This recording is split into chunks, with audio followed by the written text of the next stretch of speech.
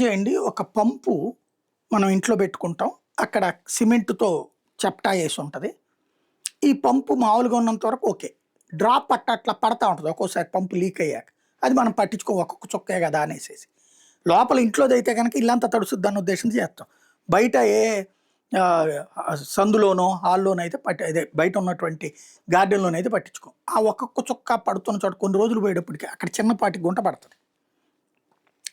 అదే నాపరాయి అయితే గనక కొంచెం లోపలికి వంగినట్టు ఉంటది. మొత్తం మీద అక్కడ చిన్న అణచిపోయినట్టుగా ఉంటది. అలాంటిది శ్రీశైలం నుంచి నీళ్లు పైన వచ్చినప్పుడల్లా, రిలీజ్ చేసినప్పుడల్లా అంత ఎత్తు నుంచి ఇట్టా కింద పడతాయి. విపరీతమైనటువంటి స్పీడ్‌తో పడతాయి. ఆ స్పీడులో నుంచొచ్చే శక్తిని తీసుకోవడమే కదా కరెంట్ ఉత్పత్తి చేస్తుంది. అట్లాగా పడినటువంటి నీళ్లు అక్కడ కట్టినటువంటి చెప్టా ఇప్పుడు మనం ఈజీగా అర్థమయ్యే భాషలో చెప్పాలంటే గోదావరి అయినా, కృష్ణా నది దగ్గర, ప్రకాశం బ్యారేజ్ దగ్గర చూస్తాం. ఆ కింద బ్యారేజీ ఎగువన గేట్ల పైన నీళ్లుంటాయి. కింద ఏముంటుంది? అక్కడ చెప్టాలాగా ఉంటాయి లైన్‌లు.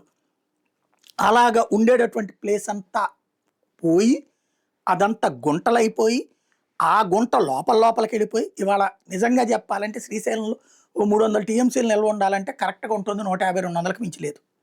మిగతా 100 టీఎంసీలు అక్కడ గుంట పడిపోయి, ఆ గుంటంతా మట్టి పేరుకుపోయి దారుణంగా ఉంది.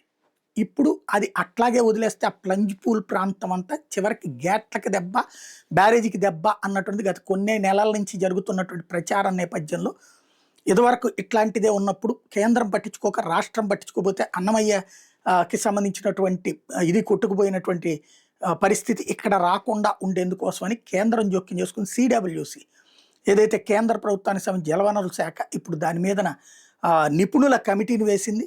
దాని పొజిషన్ ఏంటో తేల్చమని చెప్పింది.